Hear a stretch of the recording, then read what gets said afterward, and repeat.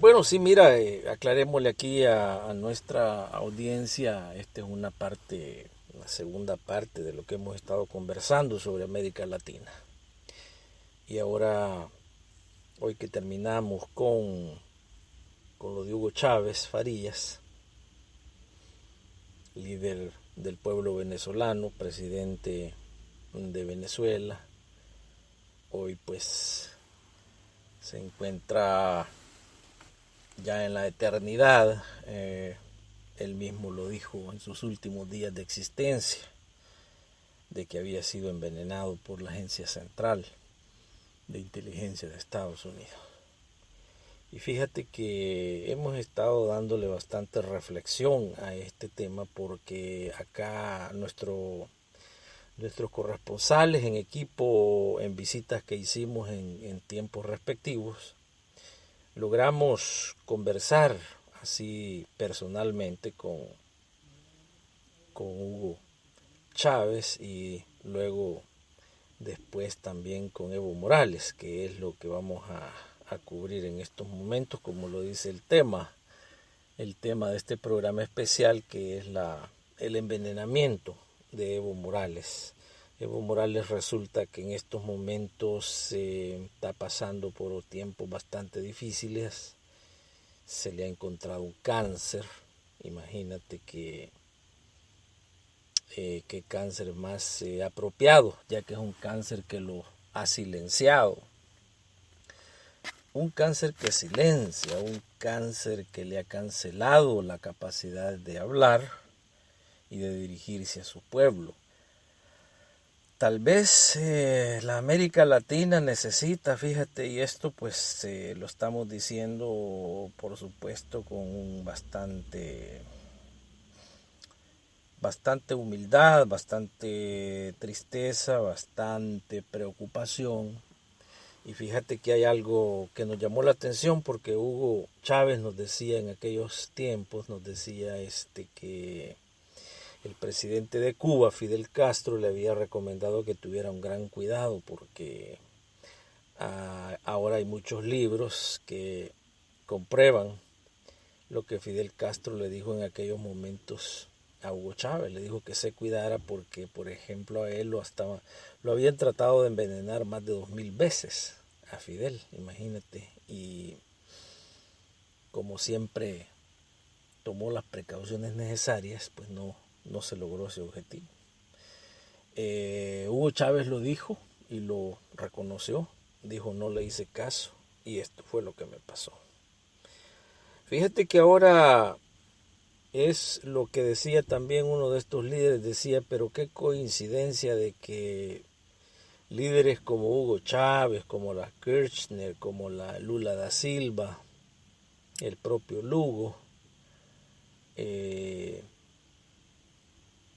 ahora Evo, decían, ¿por qué todos resultaron con cánceres? Todos han salido con cánceres. ¿Por qué no le da cáncer al colombiano? ¿Por qué no le da cáncer al presidente mexicano? ¿Por qué no le da cáncer al presidente peruano? Y hay muchas coincidencias y dicen, bueno, estos tres países son bases militares de Estados Unidos. De hecho, México ya es parte de Estados Unidos. Si no hay presidente mexicano que no salga electo, que tenga que pasar por la aprobación de la embajada. Tal vez por ahí vienen algunas respuestas a esa pregunta, pero el hecho es de que también la otra coincidencia era de que porque todos los presidentes que se declaran en contra de la intervención de Estados Unidos en sus países son los que terminan con cánceres. Bueno, vámonos, vámonos para lo de Evo Morales y también hay que hablar de que el mismo Simón Bolívar dijera ya hace siglos, ya más de uno por lo menos, más de un siglo, donde decía de que Latinoamérica está condenada por el hecho de tener a Estados Unidos ahí enfrente, a la par, ¿no? Y hablaba de que mientras exista Estados Unidos como tal, Latinoamérica no tendrá paz, no tendrá tranquilidad, no tendrá justicia. Imagínate que nos atrevemos a decir que quisiéramos que el gran libertador, como le llamaban, estuviera equivocado, pero cada hecho que se da nos confirma que quizás no estaba equivocado. Allende en Chile, asesinado en su propia casa presidencial. Jacobo Arbenz en Guatemala, expulsado de su país con golpe de estado por los poderes económicos, políticos y militares de Estados Unidos. El mismo Omar Torrijos, Panamá, el caso de Ecuador, el caso de Paraguay con Lugo. A Manuel Zelaya lo sacan en el 2009 y Honduras es ahora un narcoestado. El Salvador, Guatemala, Honduras ahorita países narcoestados, y una gran coincidencia que son los países en donde Estados Unidos está más envuelto. De hecho se ha inventado un término en Estados Unidos que se llama el Triángulo del Norte. Imagínate que con la justificación de que están combatiendo al crimen, están militarizando a la región, están armando a la región, están quitando todos los recursos que pudieran ir para educación y para salud y los están poniendo en lo militar. Ya de hecho hay un ejército que hasta le llaman trinacional. Se está armando Estados Unidos y están pagando los pueblos de América Latina por ese armamento. Porque ya alguien decía, fíjate que alguien decía, a Estados Unidos no le preocupa la mitad que está armada del mundo, sino que le preocupa la otra mitad y hay que armarla. Porque así ellos lo tienen ya bien controlado todo, tienen la teoría del fraccionismo, la teoría de la división, tienen ellos ahora las grandes experiencias de lo que les dio efecto allá en Yugoslavia con la balcanización de Yugoslavia. Ya nuestros hermanos, amigos, camaradas de Yugoslavia lo saben muy bien que Estados Unidos partió ese país. Mira qué interesante, porque con lo que respecta al cáncer de Evo Morales, Philip Goldberg es el que estuvo a cargo de la balcanización de Yugoslavia. Goldberg estuvo a cargo de la división y la partición de Yugoslavia. Philip Goldberg es un especialista en triturar, en cortar, en dividir territorios. Una vez, fíjate que Philip Goldberg estuvo en lo que es Bosnia, en lo que es Kosovo, organizando a todos los separatistas internamente para llegar a lo que es ahora una partición del país y tener obviamente más control bien efectivo. Fíjate que Kosovo, de hecho Estados Unidos le dijo a las Naciones Unidas que le dieran la independencia, porque Kosovo ahorita es una de las bases militares más importantes de Estados Unidos, en donde ahí entrenamos nosotros como Estados Unidos a los que mandamos al Medio Oriente, y les damos nombres de ISIS, de ISIS, de ISIL, de Al-Qaeda, pero son mercenarios que nosotros estamos entrenando, los entrenamos ahí.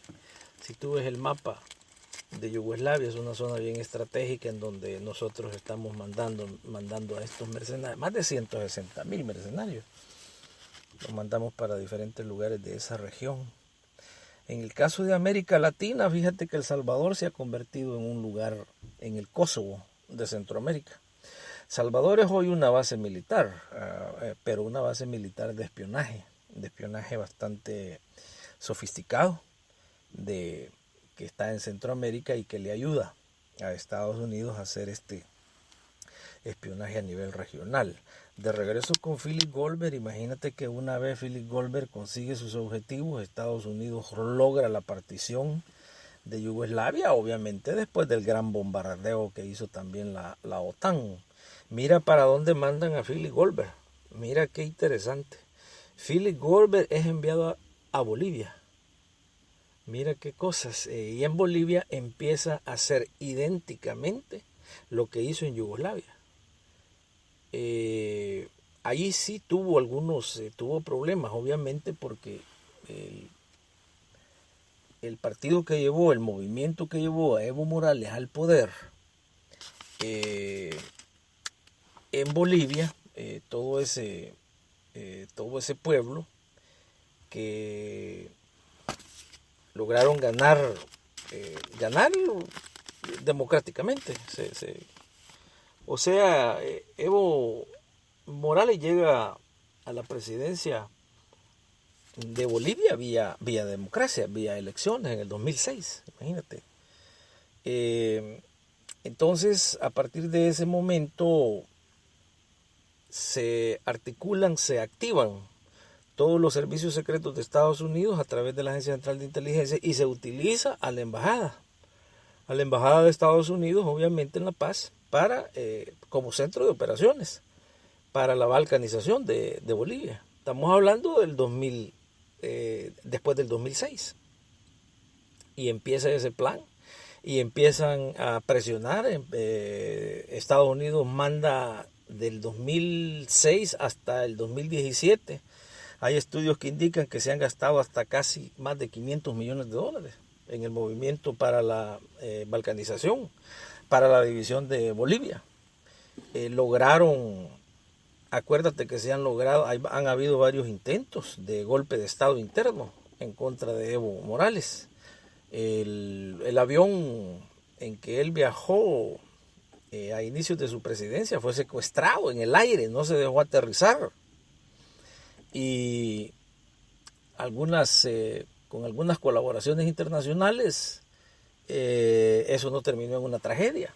Inmediatamente Evo Morales cambia sus estrategias, inclusive hasta cambió de avión.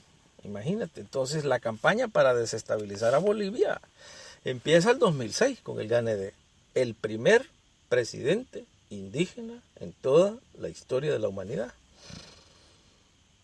Un presidente aymara, un presidente que venía de trabajar en los campos, un presidente que no logró estudios por las condiciones de educación en que tenían al pueblo, todos esos presidentes que eran electos y reelectos. Se dio el lujo Bolivia, imagínate tú, de tener un presidente que no hablaba ni siquiera español, inglés era su primera lengua y había sido educado en Estados Unidos. Y llegó a la presidencia de Bolivia, obviamente con un gabinete y órdenes y una agenda que todos los días se la tenían que hacer en la embajada de Estados Unidos. Entonces, cuando Evo Morales asume la presidencia, inmediatamente las élites que se han apoderado de Bolivia por siglos empiezan una campaña. Y yo creo que nuestros amigos y amigas se recordarán, nosotros estuvimos como por el 2008 y luego en el 2012 y era eso no era de nada escondido, una campaña de desgaste diaria. Recordémonos que Evo Morales, como mencionábamos, surgía de los campos, de allá de una zona de Bolivia que se llama Cochabamba, que fue Cochabamba la histórica, cuando el gobierno antes de Evo Morales impulsara una privatización del agua y se levantó el pueblo de Cochabamba. ¿Tú te acuerdas? ¿Te acuerdas que hemos estado hablando de esto en otros programas? Y bueno, por cierto, una compañía bastante grande de California, allá en el área de la bahía, Bechtel se llama, Bechtel Corporation. Esa compañía fue la que estuvo a cargo de la privatización del agua. Llegó a tal grado que